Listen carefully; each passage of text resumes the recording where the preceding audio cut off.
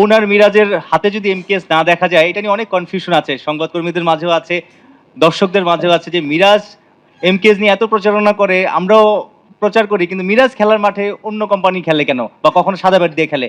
কবে দেখা যাবে এমকেএস এর ব্যাট দিয়ে খেলছেন মাঠে বা নিয়মিত খেলবেন? এটা আপনার কাছে প্রশ্ন।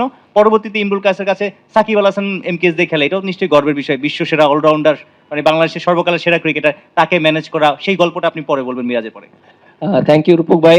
আপনি যেটা বললেন যে আমি কেন অন্য ব্যাট দিয়ে খেলি, আহ, দেখেন আমি তো ইন্টারন্যাশনালে খেলছি, যেহেতু এখানে একটা মনে করেন স্পন্সরের বিষয় আছে। এর আগে আমি কয়েকটা কোম্পানি দিয়ে খেলেছি, স্পন্সরশিপ স্পন্সরশিপ ছিল এবং আমার সাথে ওদের একটা নির্দিষ্ট সময়ের জন্য একটা চুক্তিবদ্ধ ছিলাম, তার ভিতরে খেলতে পারবো না। মাঝখানে হয়তো খেলেছি, বাট আবার খুব তাড়াতাড়ি আপনারা দেখতে পারবেন যে আবার এমকেএস দিয়ে খেলবো ইনশাআল্লাহ। থ্যাংক দিন শেষে একটা জিনিস দেখেন, আমি অ্যাজ এ প্লেয়ার, আমি যখন ব্যাটিং করব, আমার সবচেয়ে ইম্পর্টেন্ট জিনিস হলো ব্যাটটা। এই ব্যাটটা সবচেয়ে ইম্পর্টেন্ট, কারণ এই ব্যাটটা দিয়ে যখন আমি রান করব, তখন পৃথিবীর সবচেয়ে বেশি খুশি আমি হব। কারণ আমি দেখেছি তো, ইমরুল ভাইও ব্যাটসম্যান ছিল, ইমরুল ভাই, আমি দেখেছি যে যারা আর সবাই আছে বাংলাদেশ টিমের প্লেয়ার, ওয়ার্ল্ডের প্রত্যেকটা প্লেয়ারকে যখন ব্যাটটা দিয়েছি তখন সবাই অনেক খুশি হয়েছে। হয়তো ব্যাটটা অনেক অনেক দামি একটা ব্যাট দিয়েছে, 20-30 লাখ টাকার ব্যাট, এরকম সেরকম না, ব্যাটটা ভালো ছিল এবং সবচেয়ে বেশি খুশি হয়েছে যে এই ব্যাটটা পেয়ে। কারণ আমরা যখন এই ব্যাটটা দিয়ে খেলি, যখন আমরা রান করি, এর চেয়ে বেশি খুশি আমার কাছে মনে হয় না একটা প্লেয়ার হয়।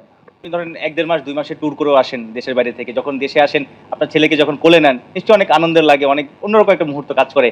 লাইক আপনি যখন এমকেএস ব্যাট দিয়ে খেলবেন, ওই রকম আনন্দই লাগবে যে না, এটা তো আপনার কোম্পানিটা বা এমকেএস আপনার ছেলের মতোই।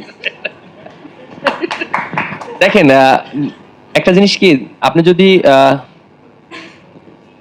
এটা তো আমাদেরই কোম্পানি আর আমারই কোম্পানি ধরেন, আর এই কোম্পানিটা যদি ভালো জায়গায় যায় আর আমি যদি খেলতে পারি, অবশ্যই অনেক ভালো লাগে। আপনি জানবেন কি না, আমি ওয়েস্ট ইন্ডিজ ট্যুরে প্রায় 2টা 50 করেছিলাম এমকেএস ব্যাট দিয়ে। শাহিন ভাই আমাকে ওই ট্যুরে ব্যাট দিয়েছিলেন, এবং বিপিএল এ আমার মনে আছে আমি last year man of the tournament হয়েছিলাম। আমি 21টা 6 মেরেছিলাম এমকেএস ব্যাট দিয়ে, শাহিন ভাই তৈরি করে দিয়েছিল।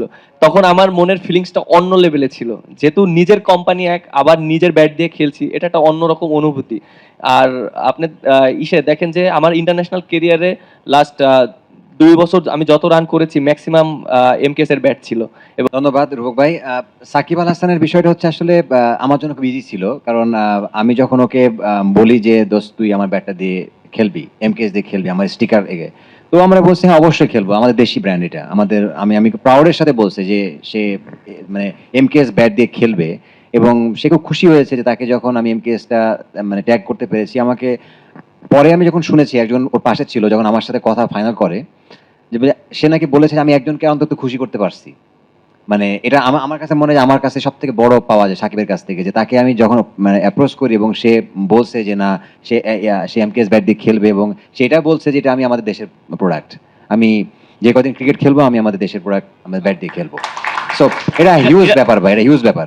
সব ধরনের খেলার খবর পেতে সাবস্ক্রাইব করুন। সঙ্গে থাকুন খেলার পাতার।